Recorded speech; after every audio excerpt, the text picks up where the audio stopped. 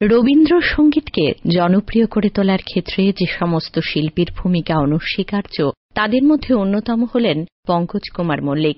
রবীন্দ্রনাথের খেয়া কাব্যগ্রন্থের শেষ খেয়া কবিতাটিতে সুর দেন তিনি। মুক্তি ছবিতে সেই গানটি ব্যবহারও করেন পঙ্কজবাবু, আর শ্রোতারা পান সেই চিরকালীন গান।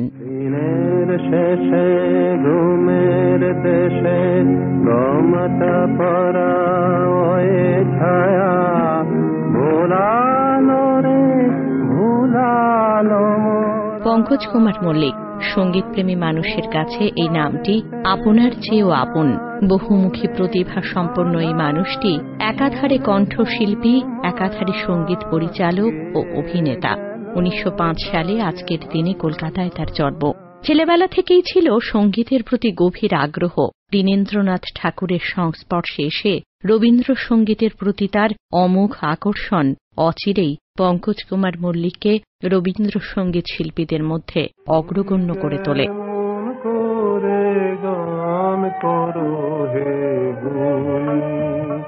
আমি অবাক হয়ে শুনি, কেবল শুনি তুমি কেমন করে গান করো হে গুণী। 1932 সালে রবীন্দ্রসঙ্গীতে তার প্রথম রেকর্ড।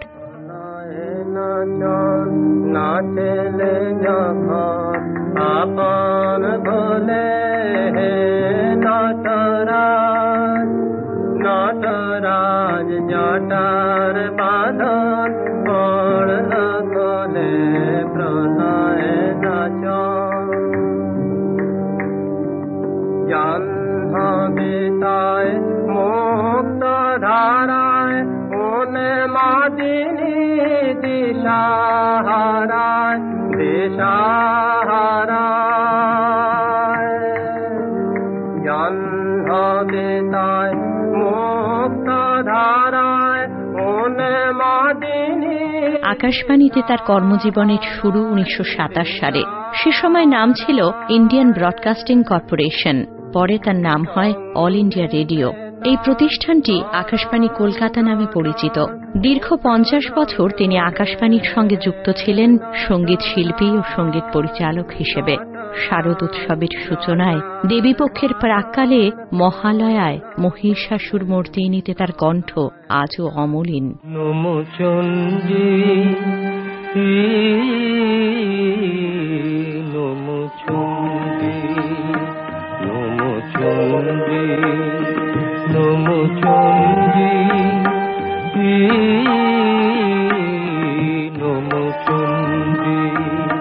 যাব রক্ত বীজনি কৃন্তিনি, যাব মহিষাসুর বিমর্দিনী, যাব রক্ত বীজনি কৃন্তিনি, যাব মহিষাসুর বিমর্দিনী। উঠে শঙ্খ মন্দ্রে অভ্রবক্ষ শঙ্কা, শননে ক্রন্দী শঙ্কা, শননে ক্রন্দী নমচণ্ডী। সঙ্গীত ও চলচ্চিত্র দু জগতেই নিজের প্রতিভার স্বাক্ষর রাখেন তিনি। রায়চাঁদ বড়াল, কুন্দনলাল সাগল, শচীনদেব বর্মন, প্রমথেশ বড়ুয়া, কাননদেবীর মতো যশস্বী শিল্পীদের সঙ্গে কাজ করেছেন তিনি। অভিনয় জগতেও ছিল তার সাবলীল বিচরণ।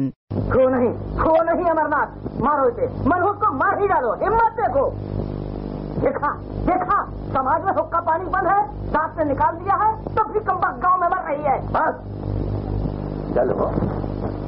अमरनाथ, एक बात तो पूजा दे दो।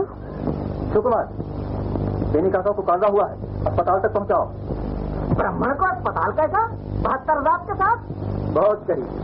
बेनी काका ब्राह्मण? मैं तो जानता था समाज से पतित हैं, निकाले हुए।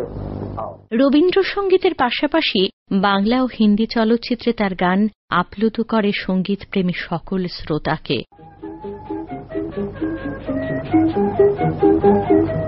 আই মহারাজ, আই মহারাজ, আই মহারাজ, 1970 সালে তিনি পদ্মশ্রী সম্মানে ভূষিত হন। ভারতীয় চলচ্চিত্রে তাঁর অবদানের স্বীকৃতি স্বরূপ ভারত সরকার 1972 সালে তাঁকে চলচ্চিত্র জগতের সর্বোচ্চ সম্মান দাদা সাহেব ফালকে পুরস্কারে সম্মানিত করেন। তার কণ্ঠ তাকে অমরত্ব দান করেছে।